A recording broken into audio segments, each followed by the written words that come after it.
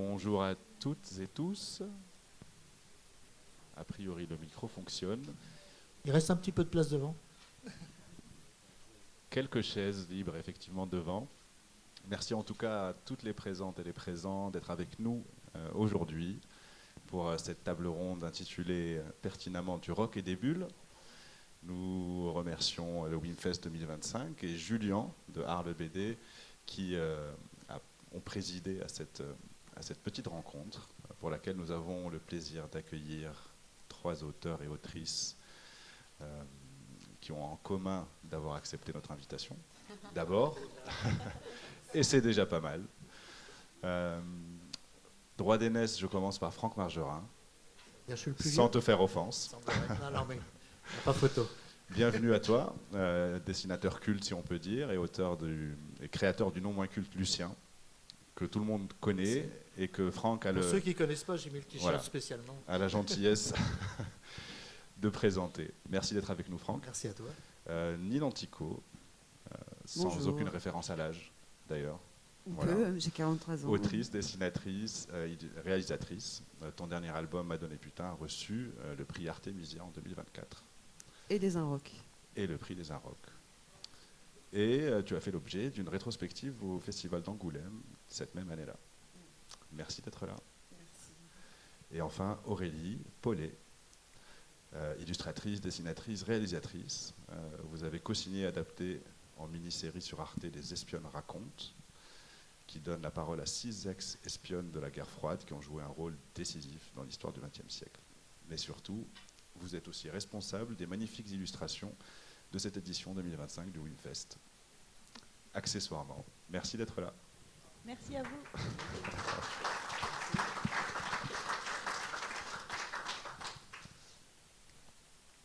Tout le monde connaît évidemment Lucien, mais pour ceux qui ne connaîtraient pas Franck Margerin, un petit détour par l'exercice obligé de la biographie. Vous venez de publier Dans les petits papiers de Margerin. C'est un recueil de croquis qui permet le survol d'une très longue carrière. Vous êtes né en 52 à Paris et vous avez marqué plusieurs générations avec des bandes dessinées. Vous vous êtes épanoui aux arts appliqués, sauf erreur de ma part. Et puis à partir de 75, dans Métal Hurlant, vous avez déployé votre univers graphique en mêlant humour, rock et plein de détails très drôles sur le quotidien.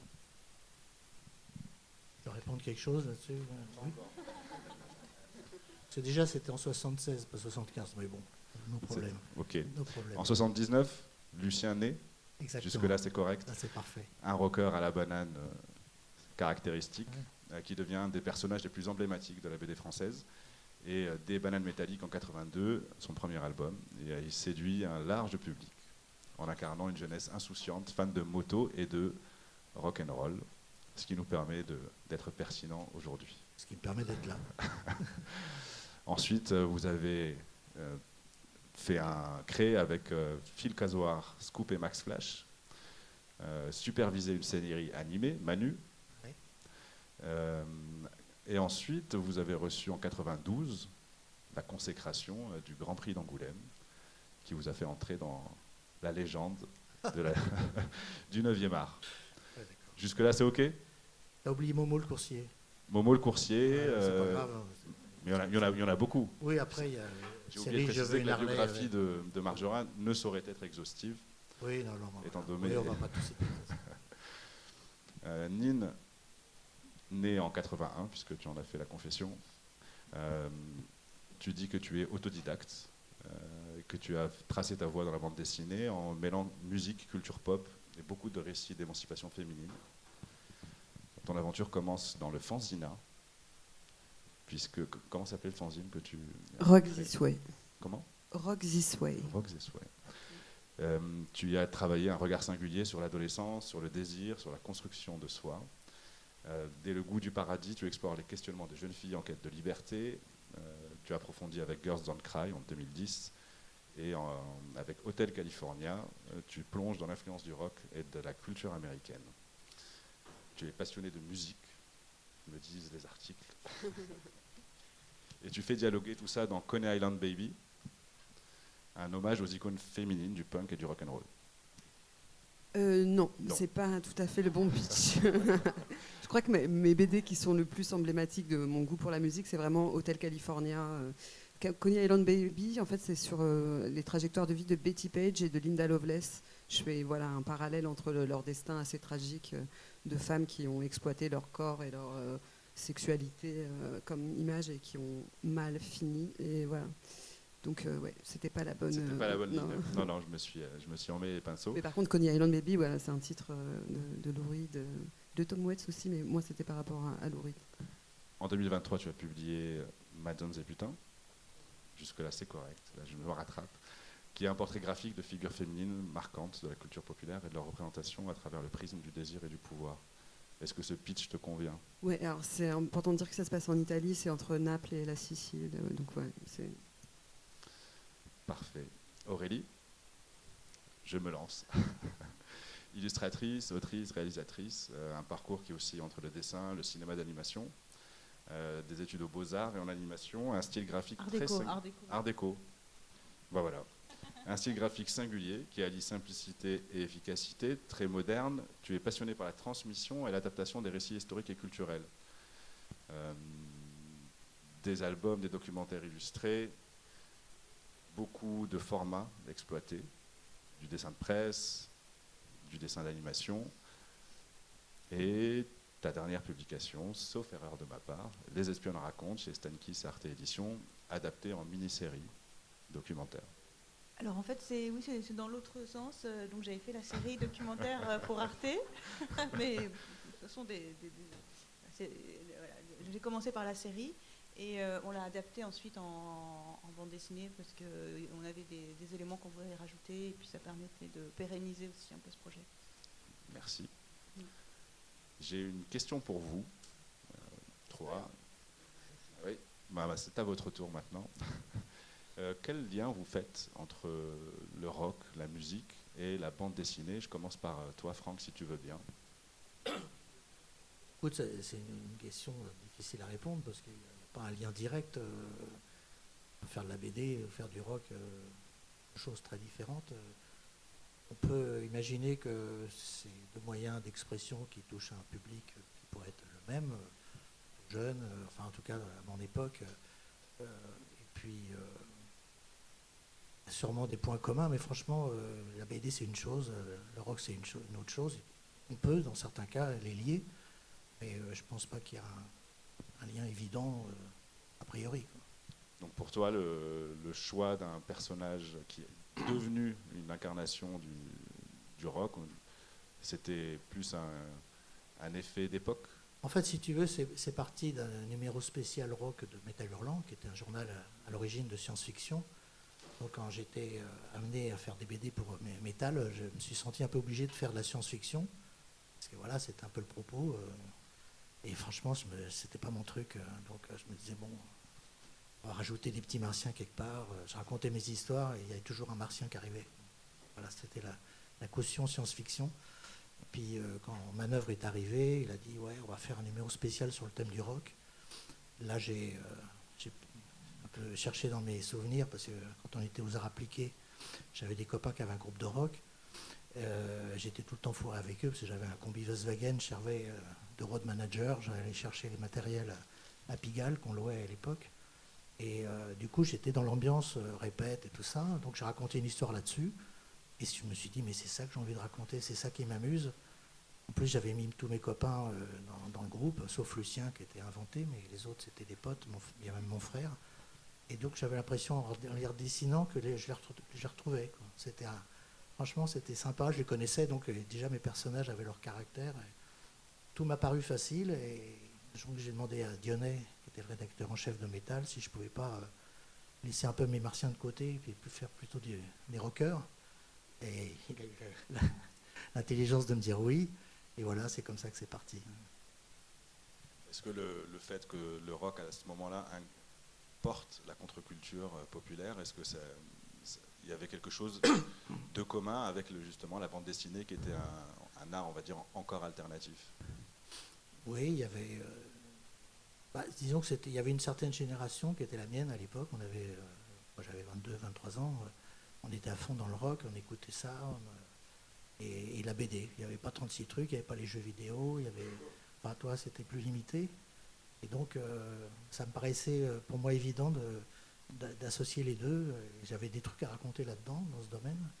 Et très vite, j'ai senti que mon public adhérait, alors qu'avant, c'était plus difficile. Je ne savais pas quoi raconter. Et là, avec mes personnages, je les connaissais. J'ai fait un peu le principe de Martine, toi. Martine à la ferme, Martine à la plage, Martine. Avec mes rockers. Ils ne sont pas tout le temps sur scène à jouer. Des fois, ils vont à la plage, des fois, ils vont à la piscine, à la patinoire. Mais j'avais toujours des trucs à raconter. Je ne sais pas pourquoi. Pour moi, ça m'inspirait. Je ne sais pas si j'ai répondu à ta question. On s'en sort pas mal, je crois. Ouais, enfin, voilà. Pour vous, Aurélie, pour toi, Aurélie, est-ce que la musique a un lien dans la façon dont tu abordes le dessin, la narration? Oui, en fait, j'ai l'impression que pour travailler, enfin moi j'aime bien travailler avec comme tout le monde, je pense, avec une matière d'inspiration et je m'intéresse aussi à l'idée de l'imaginaire collectif, qu'est-ce qui peuple un peu nos univers mentaux à tous. Et du coup, la musique forcément est très présente. Parce que c'est une nourriture, c'est à la fois c'est quelque chose qui, en tout cas qui moi a toujours été très important. J'ai grandi avec la musique, enfin, quelle qu'elle soit en fait. Il y a des époques de vie où on va être plus sensible à un type de musique ou à un autre, mais tout ça, ça construit un univers intérieur qui est le nôtre, mais aussi souvent un univers partagé. Et finalement, voilà, tout ce qui va se traduire en images est nourri de ça. Et donc, je pense que c'est forcément présent dans une création artistique. En tout cas, pour moi, ça l'est. Et après, ça se manifeste peut-être pas directement de façon évidente, mais là où ça peut se manifester, c'est dans Moi, je sais en tout cas que quand par exemple, pour une série comme Les Espionnes, le rythme était hyper important et il s'agit de raconter des histoires on a 8 minutes pour raconter la vie de quelqu'un, c'est pas beaucoup. Surtout la vie d'une espionne qui a joint, enfin, qui est arrivé des choses assez exceptionnelles, forcément. Et pour pouvoir raconter ça, il faut du rythme, parce qu'il faut à la fois donner des informations, mais il ne faut pas non plus asséner des flots d'informations comme ça à toute vitesse. Donc il faut orchestrer tout ça. Et finalement, quand on construit un récit, que ce soit pour un film ou pour une bande dessinée, il y a toujours cette notion du rythme qui est importante. Et il faut créer un peu ce que disait tout à l'heure Monsieur Menpian. Il faut créer de l'attente, il faut créer de la tension, de la dépression. Et voilà, c'est un peu musical, quoi, de fabriquer une histoire, quelque forme qu'elle soit. Dean, avec Hotel California, du coup, tu t'es plongé un peu dans l'histoire du rock. Pourquoi?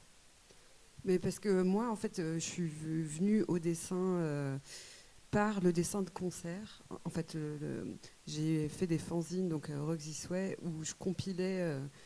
Donc des fanzines, c'est quoi? C'est photocopier des dessins qu'on a sur carnet ou autre, et les compiler, les agrafer.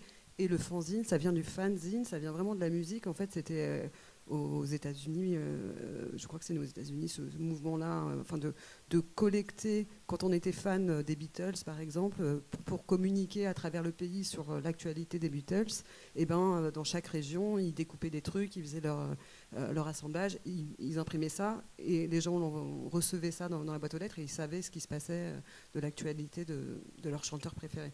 Donc c'est le fanzine qui, moi, m'a fait initier en tant qu'autrice, enfin parce que mes publications de fanzine, elles étaient aussi importantes pour moi que maintenant que je suis publiée chez un éditeur plus gros. Enfin, la sensation de vendre à 5 € un objet, c'est un échange, c'est un partage, et moi j'ai vraiment émergé comme ça. Et en fait, je dessinais pendant les concerts, et c'est parce que c'était là que je me prenais une claque en découvrant de la musique quand j'avais 20-25 ans, en allant pour la première fois à des concerts toute seule. Il y avait la scène folk rock à Paris, j'allais tout le temps dans les petites salles de concert, et en fait je dessinais Et je montrais mes dessins, ce qui me permettait de rentrer gratuitement. Je les affichais pendant les festivals. Et en fait, je me suis fait comme ça, je me faufilais dans les salles de concert. Et donc, j'ai commencé à compiler mes dessins de concert et avec des petits dessins un peu journal de bord, un peu chronique, quoi. Et moi, je crois que ce qu'il y a de commun entre le rock, pour moi, et la bande dessinée, c'est, enfin, en tout cas, la musique par laquelle je suis rentrée dans la musique, c'est le côté indé, indie, do it yourself et le côté bricolé, quoi. Moi, la BD, voilà, j'ai pas fait d'études de bande dessinée. Il y a pas de code, et le rock, comme on l'entend, c'est a priori à chaque fois qu'il y a une révolution. Enfin, les groupes qui nous ont marqués, c'est qu'ils ont destitué d'autres, un académisme, quoi. Et moi, je trouve que le langage de la bande dessinée, c'est un langage ultra autonome, libre. On a une indépendance qu'on n'a nulle part ailleurs. Et après, c'est comment dirais-je, je sais pas, financièrement, on a aussi, on paye cette liberté, mais je trouve que c'est ça qu'il y a de commun, quoi, dans l'énergie. Et c'est vrai que quand même, souvent, les gens qui font de la bande dessinée ont un rapport à la musique très très fort, quoi. Enfin, c'est des vases très communicants. Franck, quand Nin parle de cette indépendance, de cette liberté, est-ce que toi, tu t'es nourri aussi de cette expérience de concert, de rock, on va dire, j'allais pas naissant, mais abondant à ton époque, pour alimenter tes créations? Plus ou moins, mais c'est plutôt des expériences, des scènes de vie. J'ai beaucoup de vécu dans mes BD, donc des moments passés avec les potes, des galères, toutes sortes de choses. Pour ça, je te disais, c'est pas toujours situé sur scène. On a fait beaucoup de scènes après avec le Denis Twist, mais c'était quelques années plus tard. Lucien existait déjà depuis un moment. Mais c'était plutôt la bande de potes sur un fond rock'n'roll. Mais ce n'est pas forcément à tout prix le rock. Après, c'est vrai que je me suis un petit peu plus rapproché de la scène rock avec Lucien Vieux, parce qu'il a envie de remonter le groupe, voilà, retrouver un peu leur jeunesse, et puis et d'Ericky qui est un peu tombé dans la précarité. Voilà. Il faut l'occuper, donc on va remonter le groupe. Donc là, vraiment, je suis me rapprocher de tous ces souvenirs de l'époque où on avait notre groupe. Mais au départ, c'était plus une ambiance comme la banlieue. C'était pas une BD sur la banlieue, c'était un décor, une ambiance, les mobylettes, les copains, les flippers, et tout. Toi, c'est une sorte de packaging. Et donc le rock, bien sûr. Mais c'était pas un auteur rock. Enfin, je me suis jamais senti comme ça. Justement, quand on a réfléchi à cette question-là du rock et des bulles et des BD, on s'est dit qu'il y avait quand même quelque chose de commun dans l'idée de partir d'une feuille blanche à chaque fois. C'est-à-dire que de la même façon que dans le rock, on peut créer un morceau, que ce soit du rock and roll, du rock alternatif. Il y a plein de façons de faire. Est-ce que vous retrouvez cette liberté aussi quand vous posez une histoire ou un dessin sur une feuille en vous disant ma case, ça va pas être un gaufrier, ça va pas être 3x4 à chaque fois. Est-ce que vous accordez cette liberté-là rapidement, je ne veux pas monopoliser, mais c'est vrai que c'est un métier merveilleux parce que tu as juste le papier, une main gauche, je ne sais pas laquelle travaille, mais enfin, et puis l'imagination, et tu crées tout un univers, alors que tu faisais ça en cinéma, il faudrait trouver producteurs, des comédiens, des machins, des trucs, enfin bon, c'est une usine. Là, on a une liberté incroyable, on peut travailler partout, on peut voyager, emmener son boulot et raconter tout ce qu'on veut. Moi, j'ai toujours eu une liberté totale. Jean-Pierre Dionnet, qui était mon patron à l'époque, m'a jamais dit il faut faire ci, il faut faire ça. Il ne me demandait même pas à voir mes scénarios, il me demandait juste quand j'amenais mes planches, je les pose là, et il les regardait quand même. Mais et ça, je trouvais ça merveilleux, quoi. Nin, tu as dit à propos d'un album, chaque album répond au désir de creuser des obsessions et des questionnements. Et je me suis dit que c'était une parole de compositeur ou de chanteur de musique. Est-ce que tu abordes, qu'est-ce que tu mets de toi dans un album qui fait appel à justement tes obsessions, tes questionnements, et pourquoi tu entretiens cette démarche dans tes narrations?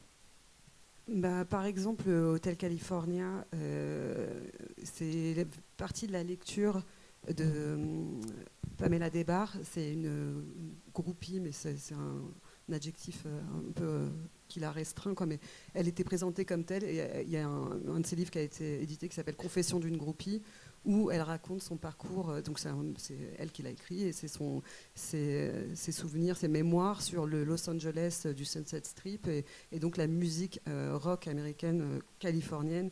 Et en fait, c'est comme si c'est Simone de Beauvoir qui raconte Saint-Germain-des-Prés dans les années 50, quoi. Bah, l'équivalent au niveau du rock, c'est Los Angeles, années 60. Et moi, il se trouve que mes premiers acmés, enfin mes premiers déclics musicaux, alors le premier, c'est vraiment Bob Dylan, que j'ai découvert vers 18-19 ans, où ça a été une claque, comme de découvrir Rimbaud, quoi. C'est de se dire... waouh, là il y a quelqu'un qui me parle d'une façon dont j'avais jamais entendu, une mélancolie. Et bref, je suis passée de Bob Dylan au Velvet Underground, et ensuite je me suis pris une grosse gifle en découvrant un groupe qui s'appelle Love, qui est un groupe vraiment californien qui en plus ne faisait pas de tournée. Ils étaient assez Arthur Lee, Arthur Lee, il a vachement influencé Jimi Hendrix, c'est lui qui l'a fait signer chez Elektra. Et bref, c'est cette musique pop psychédélique rock, mais qui est vraiment, enfin, l'album Forever Changes, quand je l'ai écouté, vraiment ça m'a, il y a eu un avant et un après. Donc je me suis dit, j'ai envie de savoir qui est ce groupe, et donc je me suis mise à lire le dictionnaire du rock de Mishka Asayas, et chaque entrée me donnait envie d'aller découvrir d'autres groupes. Et en fait, c'était vraiment une communauté. Donc à cette époque-là, il y avait Laurel Canyon, c'était un endroit, des collines fabuleuses avec des jardins où ils allaient tous pieds nus fumer de l'herbe et d'autres trucs. Et c'est complètement, on dirait, le paradis avant que la pomme soit mangée par le commercial, avec le Monterey Pop Festival. Enfin, j'ai adoré plonger dans ces récits. On aurait dit l'Odyssée, quoi, en fait. Et donc cette musique-là, racontée par Pamela Des Barres dans ses mémoires, c'était donc une mémorialiste de l'époque, et en plus elle racontait qu'est-ce que c'était qu'une femme amoureuse des hommes, qui avait, c'est-à-dire qu'elle raconte un peu sa dépendance à l'amour, et avec tout ce que ça peut, à l'amour, au sexe en général, et à la musique. Et vraiment, pour moi, c'est vraiment de la poésie ce qu'elle racontait, et je m'y retrouvais beaucoup dans mon espèce de fascination que je pouvais avoir tant pour les mecs que pour la musique.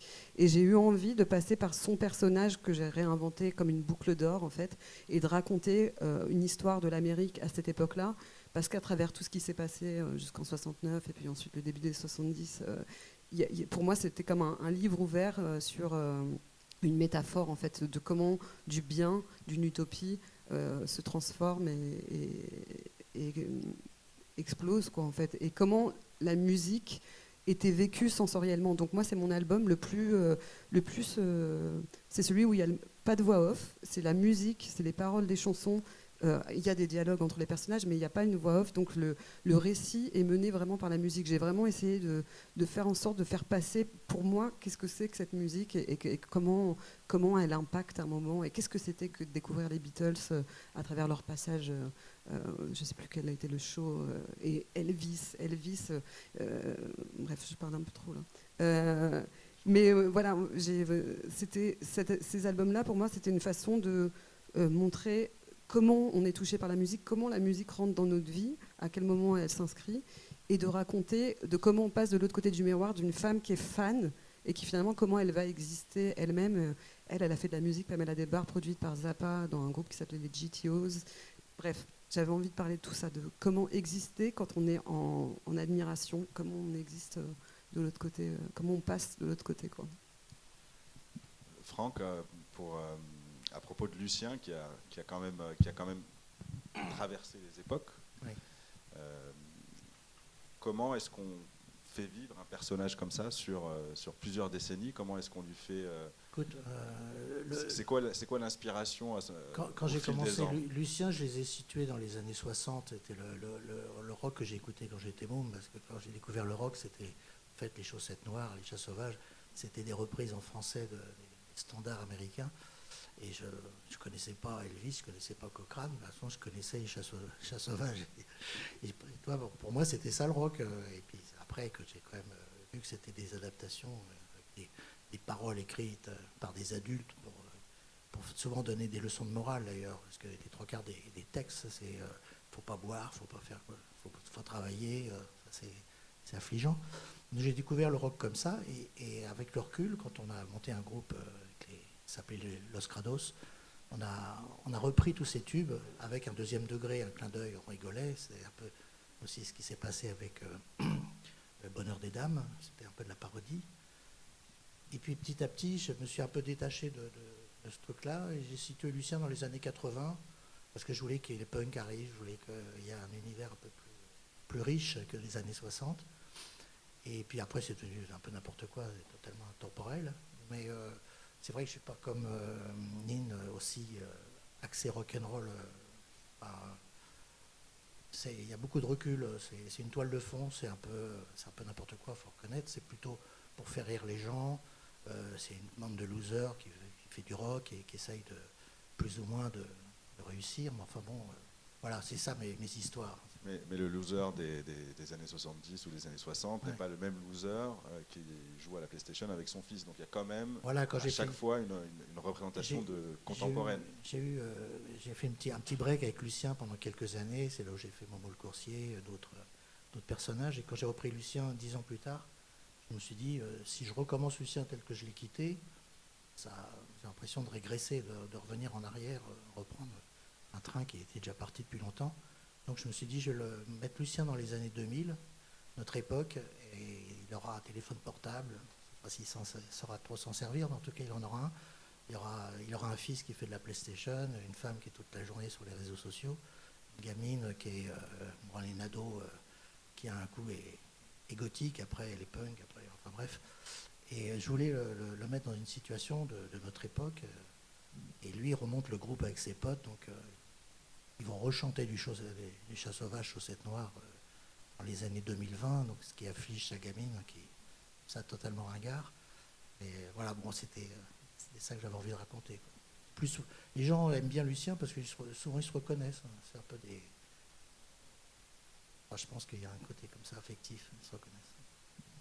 Ce que tu dis, ça me fait penser à la bande dessinée Love and Rockets de Raïm Hernandez, et qui pour moi est vraiment un parfait exemple de rencontre entre le rock et la bande dessinée. Je ne sais pas si vous connaissez cette bande dessinée. En fait, ce que je trouve formidable, c'est que Lucien, en fait, tu l'as suivi tout au long de sa vie, dans son quotidien. Et Love and Rockets, c'est ça, en fait. C'est deux femmes qui sont au début, je sais pas au début, elle doit avoir 13 ou 14 ans, je ne sais plus trop. Et c'est des petites punkettes qui habitent à la frontière qui sont très proches du Mexique, mais je ne sais plus dans quel état elles sont. Mais enfin, bref, elles sont américaines, mais proches Mexique. Et elles sont un peu dans la galère. Elles ont leur petit groupe et en même temps, très vite, elles fédèrent autour d'elles tout un groupe de nanas, c'est surtout des femmes d'ailleurs. Et elle crée un univers hyper puissant autour de la musique punk, et elle transcende en fait leur quotidien avec ça, et en fait on les suit jusqu'aux 70 ans de Maggie. On les suit toute leur vie et on les suit dans leur quotidien. Il y a vraiment ce truc de la place du quotidien dans la BD, parce que finalement on parle de là où la BD rencontre le rock, c'est peut-être justement quand elle rencontre le réel aussi, peut-être. Et ce que j'ai beaucoup aimé, donc l'auteur, en fait c'est les frères Hernandez, Raïm et l'autre je ne sais plus comment il s'appelle, et je me souviens d'avoir entendu Raïm Hernandez dire que donc il avait plongé dans son histoire, dans l'histoire de ces deux femmes, et qu'en fait donc la BD c'était une manière de dévoiler leur vie à elles, mais elles existaient tellement fort dans sa tête que, en fait, ce qu'il aime aussi, c'est le hors-champ. Qu'est-ce qui n'est pas raconté. Enfin, lui, ça l'intéresse de savoir ce que fait Maggie là, maintenant, là, tout de suite, en fait. Et il a fait cette bande dessinée en ayant en tête qu'elles existent aussi ailleurs que dans ces pages blanches. Et voilà, ça me fait penser un peu à... C'est la version américaine de Lucien, peut-être. Je rebondis sur cette notion justement de hors-champ dans l'œuvre que tu évoques. Franck, il y a beaucoup de détails dans Lucien, plein de petits détails signifiants, souvent drôles. Et Aurélie et Nine, j'ai l'impression que vos dessins sont quand même souvent plus épuré, on laisse beaucoup plus de place. C'est des albums de 200 pages. Voilà, Ah, c'est pas les mêmes. Et donc, du coup, je voulais éventuellement vous entendre les uns et les autres, les unes et les autres, sur cette démarche justement de tout montrer, de tout dessiner. Comment vous abordez cette notion de champ hors champ? Alors, moi, c'est vrai que je termine pas forcément les personnages, et particulièrement quand j'ai commencé à dessiner en concert pour choper l'attitude de quelqu'un qui est en train de bouger, qui est sur scène. J'essayais de regarder et de voir dans la gestuelle, qu'est-ce que la personne sur scène fait qu'est-ce qui lui appartient et qui le reproduit. Donc, essayer de caractériser le plus, mais il fallait quand même que j'aille vite, et donc je dessinais au Posca, et donc les traits bougent, et pour saisir le mouvement, si on l'enferme et si les contours sont délimités, il n'y a pas de mouvement. Donc, j'ai gardé ce côté de pas fermer le dessin avec le geste, mais aussi pour les visages. En fait, des fois, je vais faire les yeux, mais pas le reste du visage. Et donc, dans Hotel California, clairement, à chaque fois qu'il y a des groupes que je dessine, que ce soit les Who en train de tout casser sur scène, ou Hendrix, ou n'importe. Enfin, du coup, il y a vraiment ce trait qui part et qui sort des cases, quoi. Et le hors-champ, pour moi, c'est vraiment hyper important, parce que moi, je suis venue à la bande dessinée à cause, je pense, de mon amour dès l'enfance pour les livres illustrés, et pour l'envie de rentrer dans le dessin quand j'aimais un livre.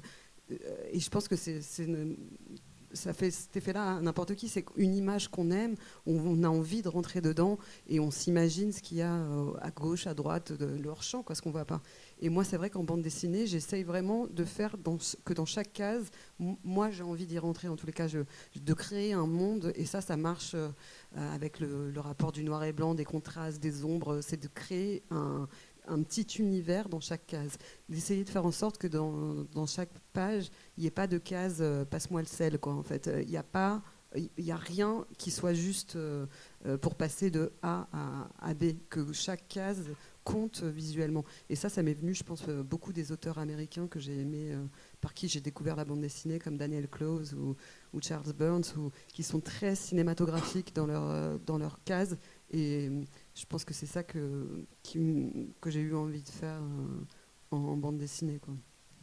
Pour toi, Aurélie, ça joue comment, ce rapport? Puisque en plus, toi, tu fais de l'animation aussi, donc tu es dans un rapport différent à la narration. Oui, c'est un peu ce que je disais tout à l'heure, c'est cette histoire de rythme et de, en fait, le hors-champ. C'est Après, moi, par exemple, si je pense à ce sur quoi je travaille en ce moment, ou ce que j'ai pu faire avec les espionnes, c'est contrairement à ce que tu disais tout à l'heure, en fait, je m'attache beaucoup aux détails, justement. J'ai l'impression que je ne suis pas dans une démarche aussi... je ne suis pas dans cette démarche de mouvement que tu décris et que je trouve magnifique, parce que pour moi, c'est comment traduire la musique ou l'énergie de la musique en dessin. Moi, je ne suis pas trop là-dedans, je suis dans un truc qui est plus figé, mais délibérément aussi, parce que... j'essaie de reconstituer des ambiances et des ambiances qui soient presque documentaires, en fait. Moi, ce que je fais, c'est du cinéma, pas du cinéma, du film d'animation documentaire. Le cinéma, j'aimerais bien, peut-être. Mais du coup, ce qui m'intéresse, c'est de capter justement des micro-détails qui permettent de se replonger avec justesse dans un univers qui a existé, mais pour lesquels on n'a pas forcément de traces. En fait, je fais de l'animation documentaire.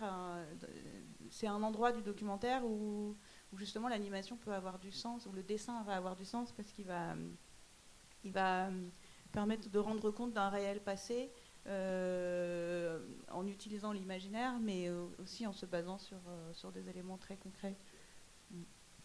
Franck, tu disais... tu as objecté ou interjecté en disant ces albums de 200 pages. Donc ça veut dire que toi, ton exercice était plus contraint? Non, mais on n'a pas effectivement la même technique. Moi, je suis un peu de la vieille école, comme on dit, très marquée par la BD franco-belge. Donc les cases, les bulles, les machins, tu vois. Mais c'est vrai que si je commençais la BD maintenant, je ne ferais sûrement pas ça.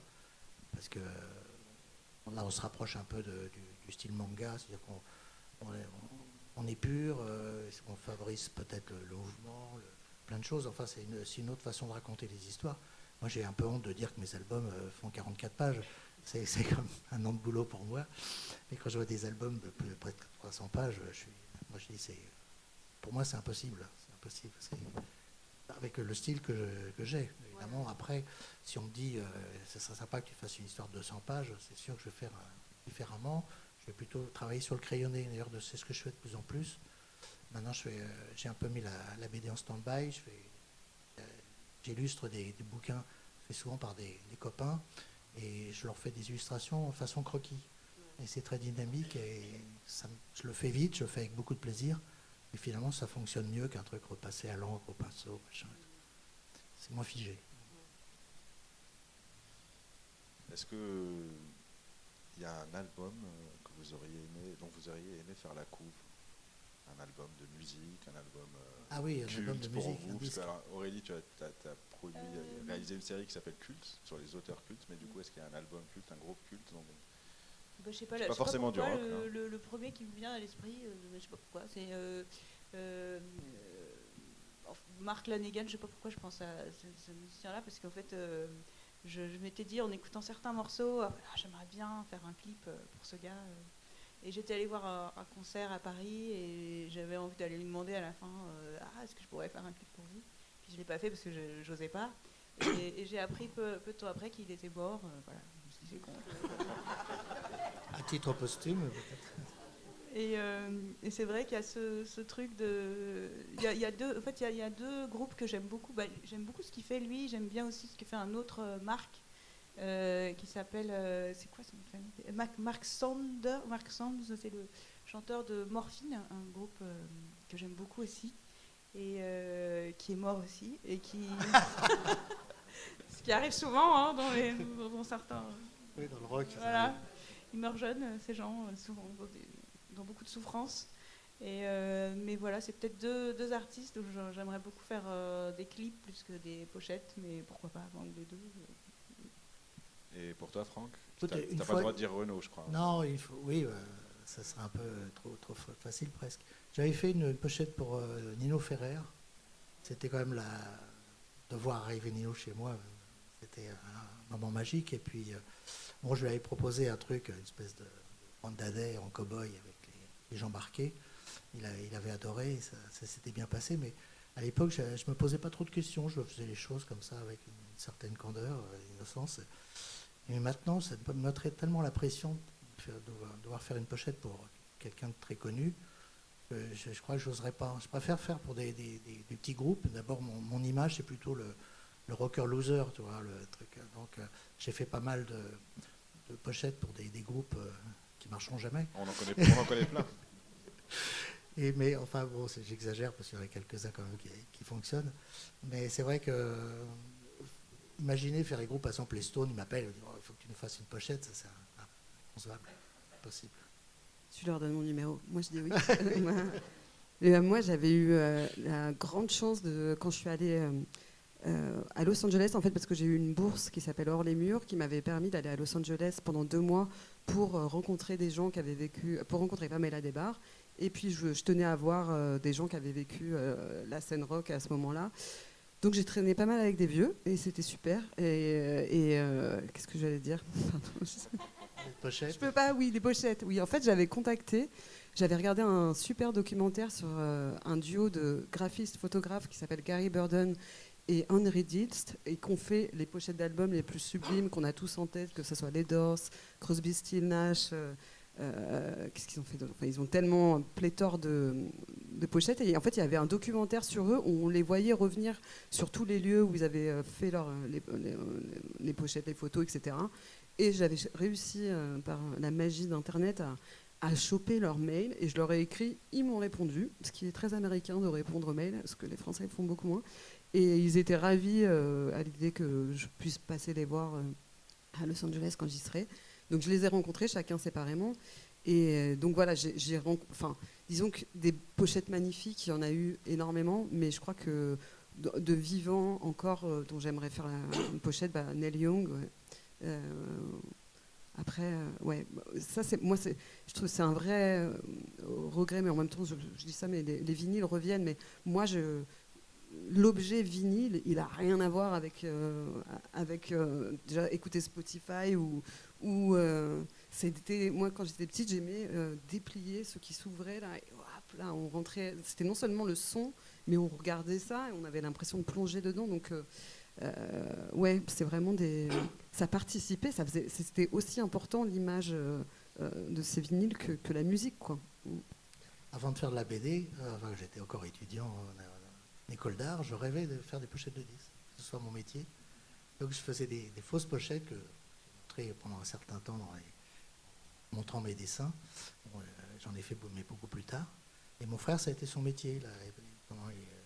Il vivait aux États-Unis, donc il était à San Francisco. Il a travaillé pour Fantasy, qui était la boîte des frères Fogerty, et c'était une boîte qui faisait beaucoup de soul, de jazz, et il a fait des pochettes pendant 20 ans.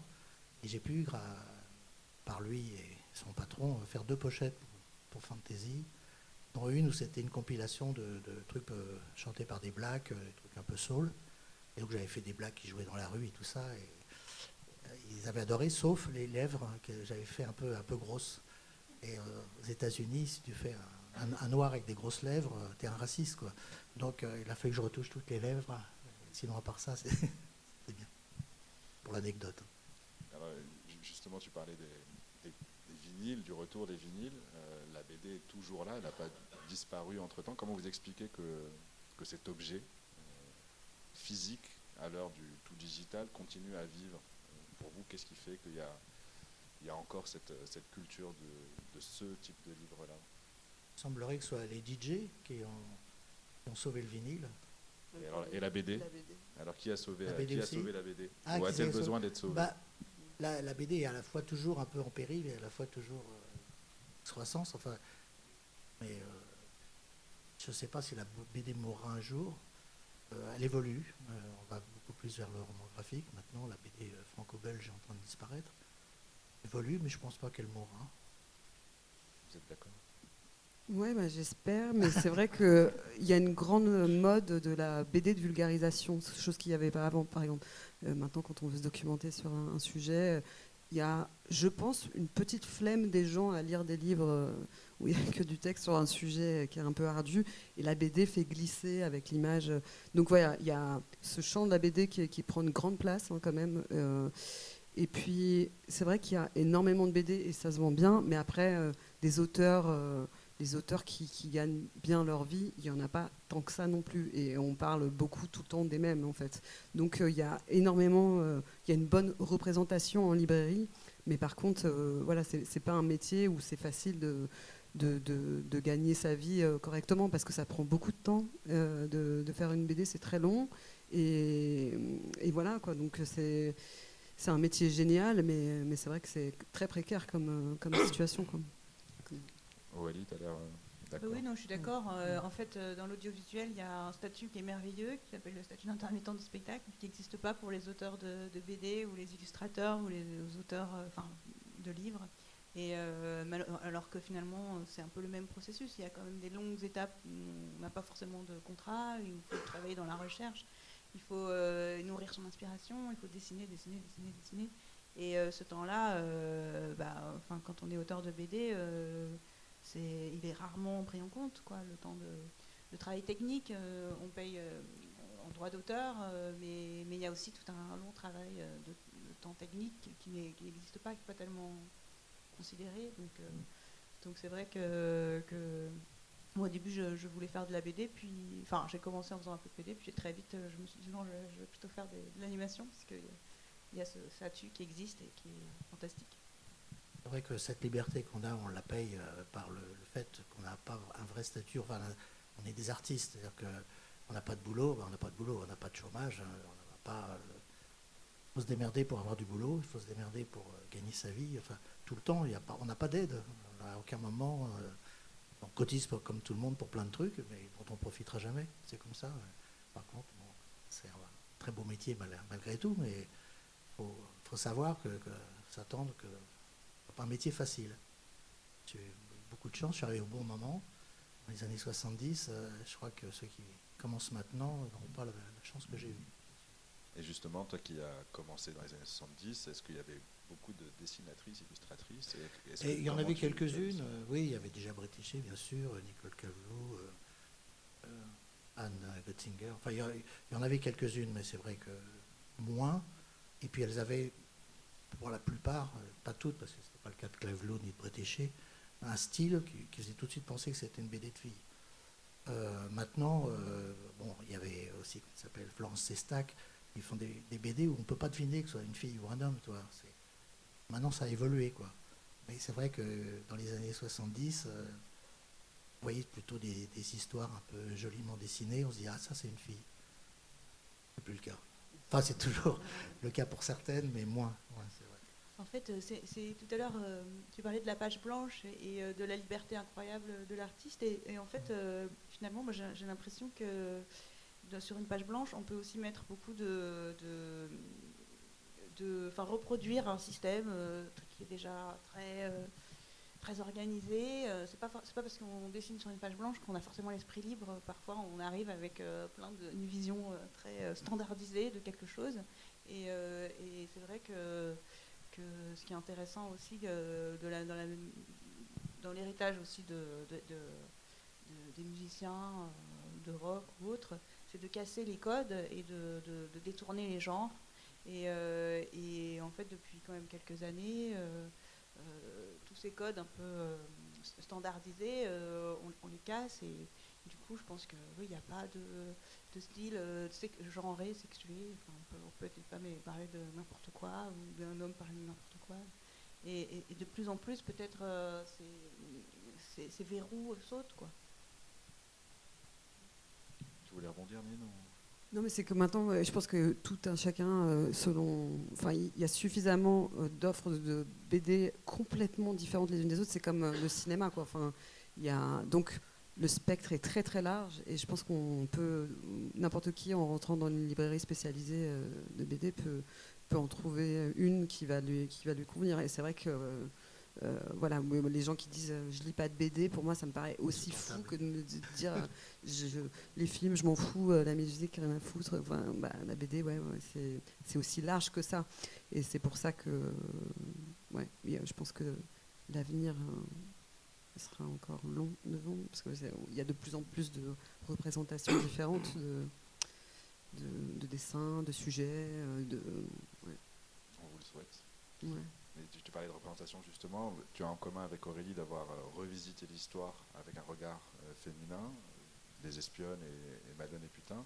Pourquoi c'est important de se saisir pour vous, de se saisir du coup de cette opportunité de revisiter des épisodes Parce que clairement, on a cruellement manqué d'histoires, des récits de femmes. Après, moi, j'aime bien aller voir dans la complexité. Là-dedans, on n'est pas des anges, etc. Donc moi, quand je m'intéresse au féminin, c'est pas en faisant abstraction de notre côté maléfique. Moi, j'aime vraiment, je prône ce féminisme-là, de dire qu'on est aussi obscur et tordu que des hommes, quoi. Mais on n'a pas eu assez l'occasion de le montrer. Et donc c'est ça que j'aime bien explorer. Et voilà, enfin, moi j'ai eu un choc quand en allant à Paris, il y avait une exposition sur les Parisiennes citoyennes qui montrait plein de femmes dans l'histoire depuis la Révolution française, qui avaient été importantes, que ce soit pour les droits civiques, des professeurs ou des chercheuses ou et il y avait 400 personnes citées là-dedans, montrées, mais qui ont été importantes à leur époque, qui ont vraiment marqué des journalistes, et j'avais envie de pleurer en me disant mais pourquoi on n'a jamais entendu parler de ces femmes-là, et donc oui, certes, on espère qu'un jour on n'aura plus à faire que la balance sera rééquilibrée, et que voilà, qu'on aura d'autres sujets, mais je crois qu'on a encore besoin de regarder un peu avec ce spectre-là du féminin, parce qu'on a nos mères, nos grands-mères, nos arrière-grands-mères ont été complètement niées, quoi, en fait, dans l'histoire. Donc les histoires ont été racontées d'un certain point de vue.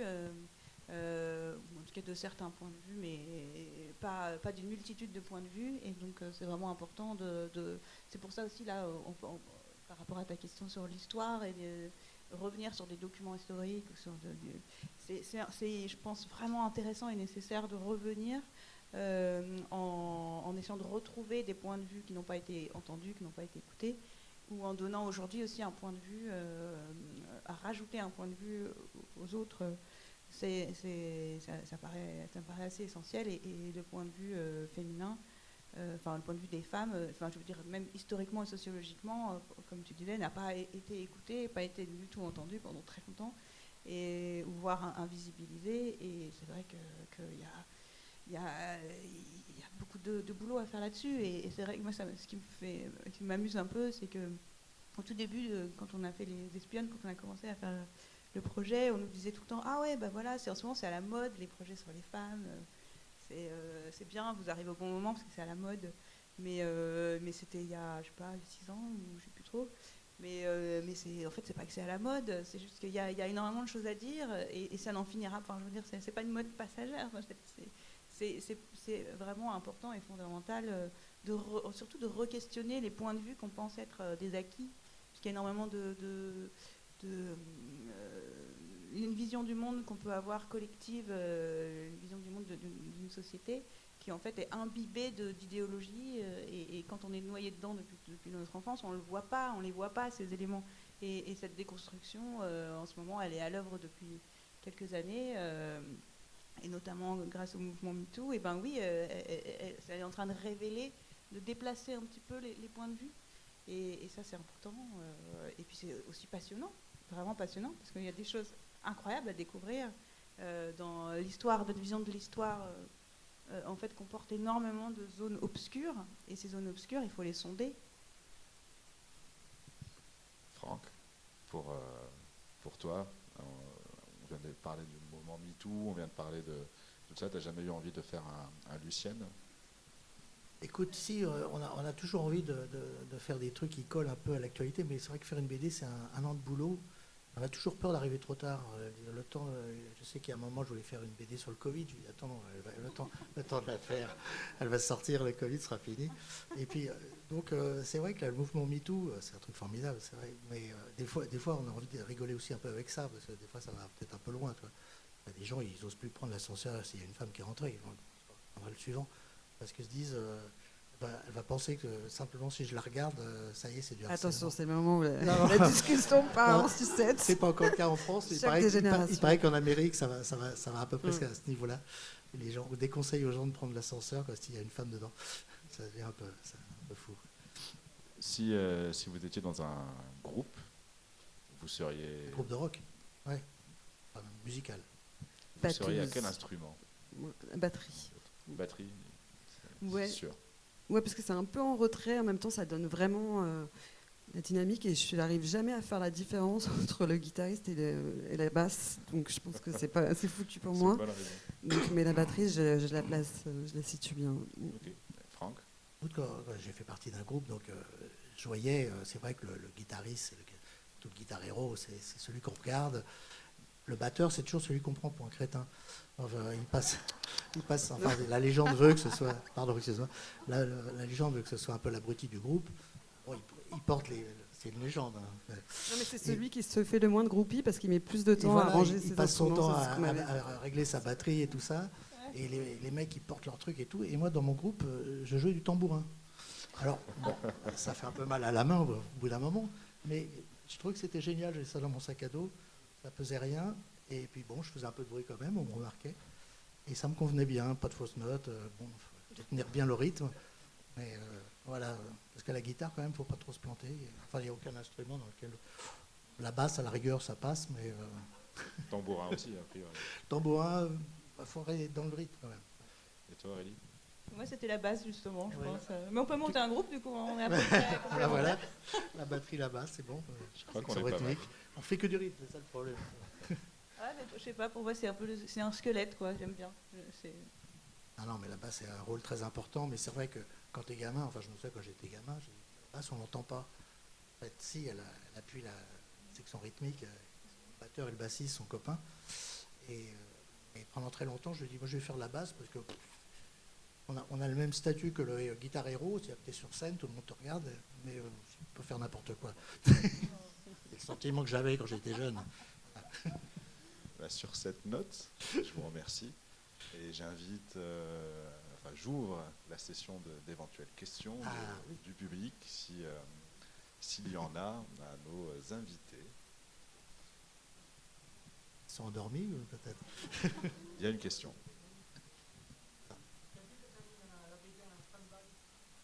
Oui, bah écoute, alors ça c'est un truc personnel, ça n'a rien à voir, mais je vais rapidement là-dessus. C'est que voilà, je suis arrivé à un âge où je me dis que mes dernières belles années, c'est maintenant, c'est pas dans 10 ans. Donc j'ai mis un peu la BD de côté, c'est très chronophage. La BD, tu t'endors avec, tu travailles avec, tu es dedans à fond tout le temps. Ça a été ma vie pendant 40 ans, j'ai adoré. Et maintenant j'ai envie de voyager, j'ai envie de m'éclater, faire la moto avec les potes. Voilà. Donc aller à des tables rondes, tout ça. Et donc c'est vrai que là, j'ai l'impression de récolter ce que j'ai semé pendant 40 ans. Donc on m'invite, on me regarde, on me dit ah, j'adore et tout, et ça fait super plaisir. Et j'ai passé 40 ans derrière mon bureau à bosser. Voilà, mais bon, j'ai pas arrêté complètement, mais voilà, j'ai mis en parenthèse. Pas de Lucien en vue, mais je fais d'autres trucs, de l'illustration, voilà.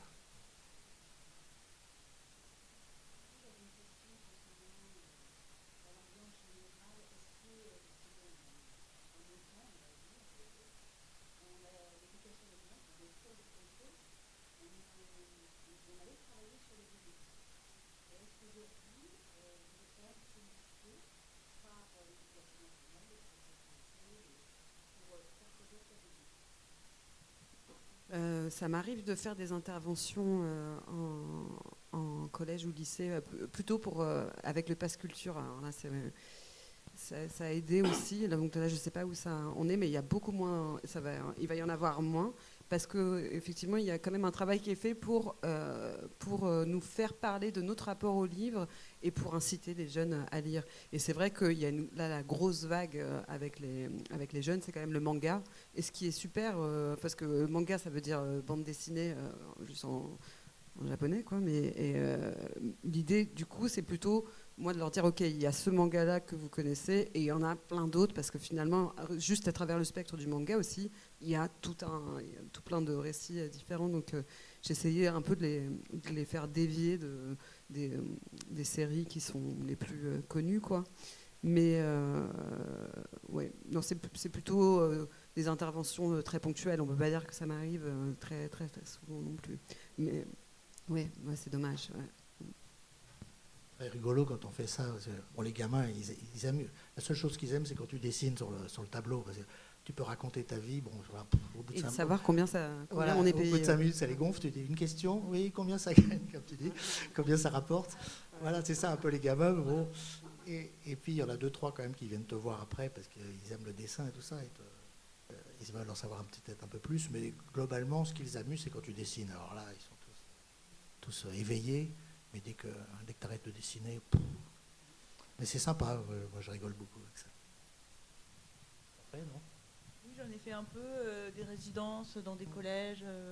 C'est vrai que je trouve ça super important en effet. Et moi j'ai ma sœur qui est illustratrice jeunesse et elle pour le coup, ça fait vraiment partie de son travail d'aller dans les écoles, voir des enfants de tous les âges en fait. Et c'est à chaque fois des expériences formidables pour les enfants. Ouais, je pense que c'est essentiel de favoriser ces rencontres-là. Si, avec des étudiants aussi, on a fait quelque chose. Enfin, c'est sûr qu'il faut faire circuler les disciplines pour faire échanger.